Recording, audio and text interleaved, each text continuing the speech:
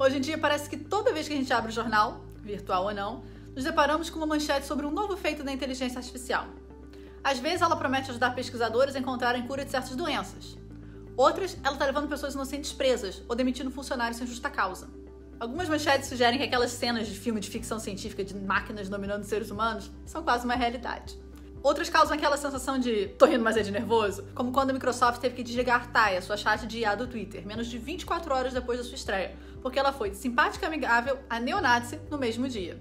E às vezes, elas nos avisam que, embora especialistas prevejam que a IA injete quantias exorbitantes de dinheiro na economia mundial, ela provavelmente também vai aumentar ainda mais a desigualdade entre pobres e ricos.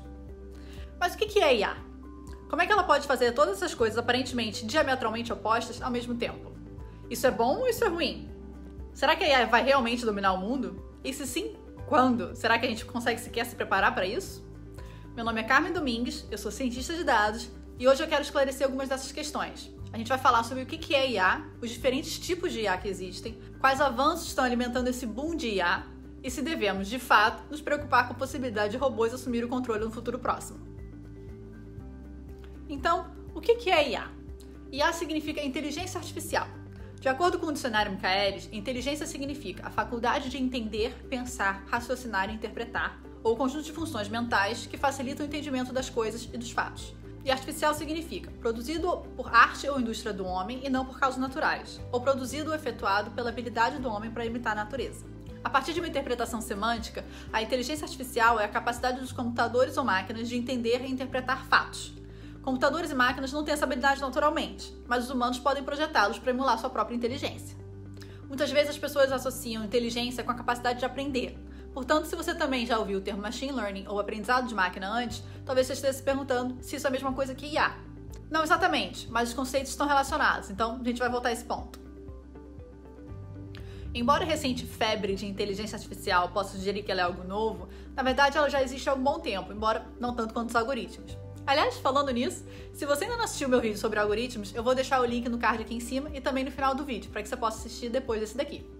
E, já que a gente está falando disso, não se esqueça de dar um like nesse vídeo e deixar qualquer pergunta ou comentário que você pode ter aqui embaixo. Então, agora, de volta a IA. A Lady Ada Lovelace, a primeira programadora de computadores, plantou as primeiras sementinhas da inteligência artificial lá na década de 1840. Mas foi só na metade do século passado que o conceito da inteligência artificial foi apresentado com mais destaque por outro britânico também, o matemático Alan Turing. Em seu artigo de 1950, intitulado Computing Machinery and Intelligence, ou A Máquina de Computação e Inteligência, Turing sugeriu que, assim como os humanos usam informação e a razão para resolver problemas, as máquinas também poderiam fazê-lo. Turing foi uma figura bastante interessante, cuja vida teve um final trágico e triste, causado em grande parte por preconceitos que ainda hoje causam muitos danos na nossa sociedade. Se você quiser saber um pouquinho mais sobre a vida dele, eu recomendo o filme O Jogo da Imitação. O filme fala sobre seu trabalho decifrando códigos durante a Segunda Guerra Mundial e o que aconteceu depois. Embora Turing tenha contribuído significativamente para o desenvolvimento dos primeiros computadores e seja considerado um dos fundadores da inteligência artificial, foi desse lado do Atlântico, na Universidade de Dartmouth, que John McCarthy cunhou o termo inteligência artificial durante a primeira conferência sobre o assunto. Nos anos logo após a conferência, houve um período de empolgação e financiamento para as pesquisas sobre inteligência artificial, que foi seguido pelo que é conhecido hoje como o inverno da IA, nos anos 70, quando o financiamento e a empolgação para a inteligência artificial diminuíram um pouco. Isso aconteceu em parte devido às expectativas frustradas em relação ao desempenho dela e à capacidade de computação limitada que impedia a implementação de algumas das teorias desenvolvidas. A partir de então, os avanços na área oscilaram até a virada do século. Nossa, me sinto muito velha falando isso, virada do século. Mas é verdade. Mas o progresso em inteligência artificial vem crescendo significativamente nas últimas décadas. Então, o que é que mudou?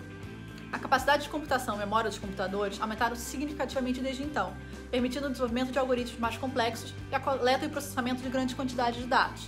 O que antigamente você precisava de um computador mainframe que ocupava uma sala inteira, hoje você consegue fazer no seu laptop ou até no seu smartphone.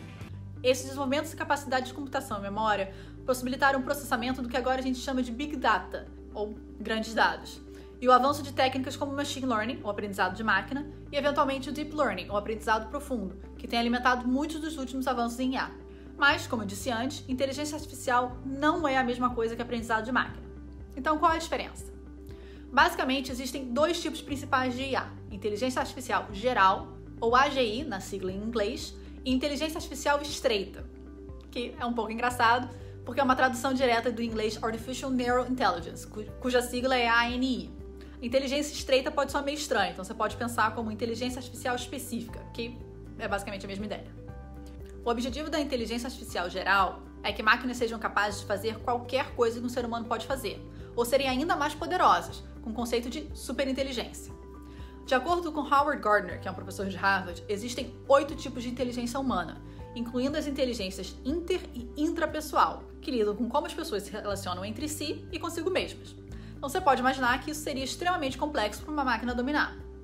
Então é compreensível que o progresso em AGI tem sido mais lento devido ao quão complexo seria alcançar algo realmente parecido com a inteligência humana real.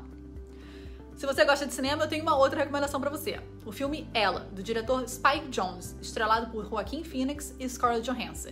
Ele traz uma discussão interessante sobre a relação entre humanos e IA. A inteligência artificial estreita, ou específica, a ANI, por outro lado, foca em IAs que fazem uma coisa muito bem, como filtros de spam de e-mail, carros autônomos, reconhecimento automático de fala e assistentes de voz, chatbots, etc. Todos os quais já estão bastante incorporados no nosso dia a dia. Esse é o tipo de IA onde a maior parte do progresso está sendo feito, em grande parte impulsionado por desenvolvimentos e aprendizado de máquina, o famoso Machine Learning. Então, é nele que a gente vai focar. Mas o que é aprendizado de máquina e onde ele se encaixa? Agora que você já sabe o que é IA, fica ligado no próximo vídeo, onde eu vou explicar o que é Machine Learning, ou aprendizado de máquina, qual a relação dele com a inteligência artificial e como ele está contribuindo para esse novo boom de IA nas últimas décadas. E se, ou quando, os robôs estão vindo nos pegar. Enquanto isso, se inscreve no canal e ativa as notificações para você saber quando o próximo vídeo entrar. Ah, e não se esqueça de clicar no joinha aqui embaixo para dar seu like e deixar algum comentário que você possa ter. E se você ainda não assistiu o vídeo sobre algoritmos, eu vou deixar o link aqui para você também. Vai lá, dá essa força pra mim. Obrigada e até mais. Beijo, tchau!